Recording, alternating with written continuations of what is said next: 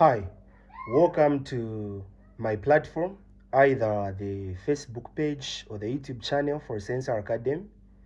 In today's tutorial, we're simply going to highlight the basics brought under specialization of cells, which is usually found on question 1. And we're simply going to target section A, where we're going to find that there will be 5 compulsory questions, and the question that we're going to target will basically be about how best we're going to relate some of the diagrams shown as specialized cells. So number 1 says figure 1.0 shows some specialized cells P, Q, and R. So when we say a specialized cell, we simply are talking about the cells with a specific function.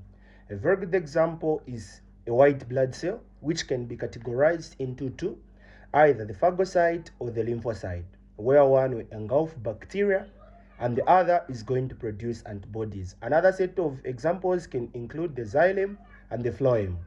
So when we talk about that is this P is showing a nucleus as well as an extension. And as a result, we're also going to find that we have that is this Q. This Q is showing a certain drafted diagram which has got like a biconcave disc shaped, and then we've got R, which is symbolizing the structure of a plant cell. So name each of these cells above.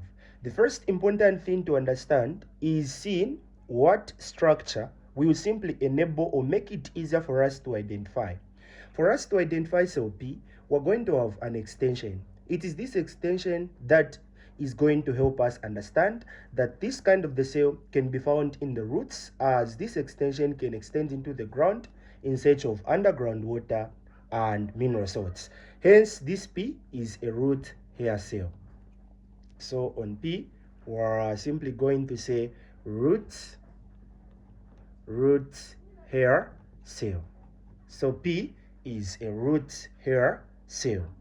Then when we talk about that is Q, Q is showing that is a biconcave disc-shaped type of a diagram, which shows that it doesn't have a nucleus, because a nucleus is indicated here, a nucleus is indicated here. And this is one of the ways we can know this, because it doesn't possess any diagram labeled as or any feature labeled as nucleus. Hence, this is the perfect example of what a red blood cell really looks like. So here we're going to say red blood cell. And then coming on, that is to R. R is an example of what a plant cell really looks like, and having a nucleus that is on this, or when it is in a longitudinal section, it is rather called a palisade cell. So this one is a palisade cell. So on B, Roman numeral 1, state the functions of that is cell P and Q. So function of cell P was a root hair cell. So we're going to say it absorbs water and mineral salts from the ground. It absorbs water and mineral salts from the ground. It absorbs water and mineral salts from the ground.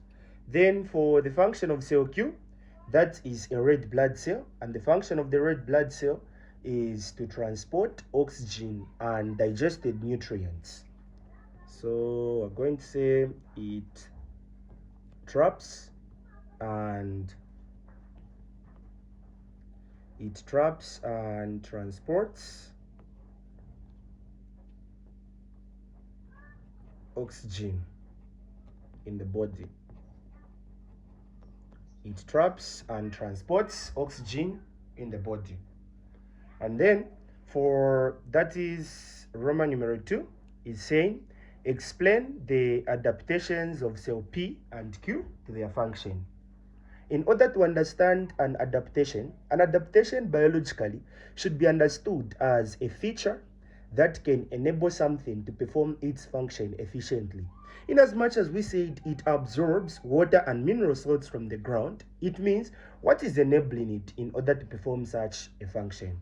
we're going to say it has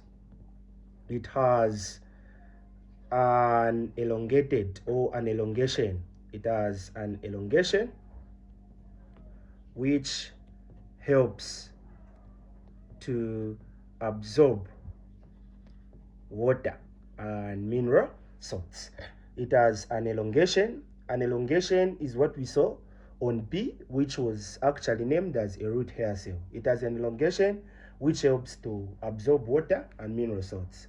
Then the adaptation for that is this Q, which we're saying it traps and transports oxygen in the body as well as digested nutrients.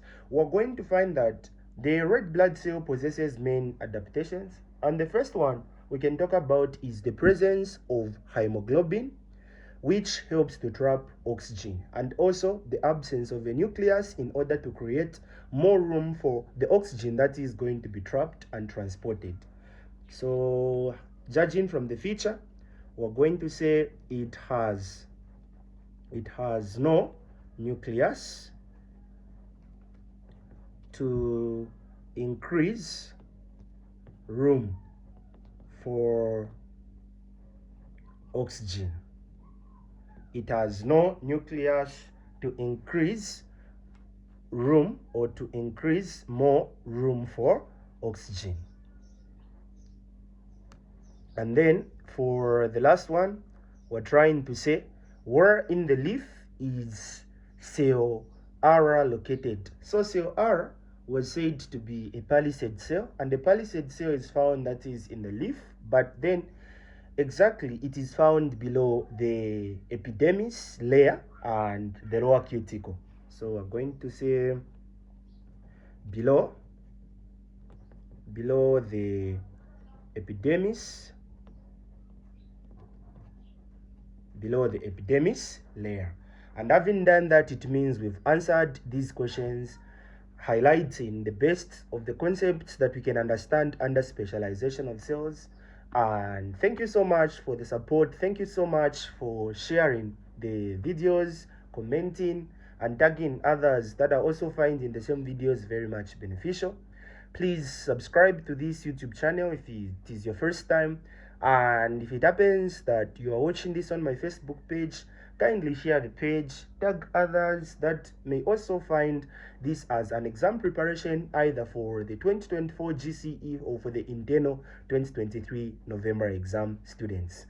And I believe you're going to relate this maybe to the 2018 or other exams that have had the same type of concepts under specialization of cells in order to claim self-reliance. This has been your tutor, Mr. Sensor from Sensor Academy School of Tuitions. Thank you so much for tuning in and creating time in order to watch this particular video. Till in the next video, for now, it's a very goodbye.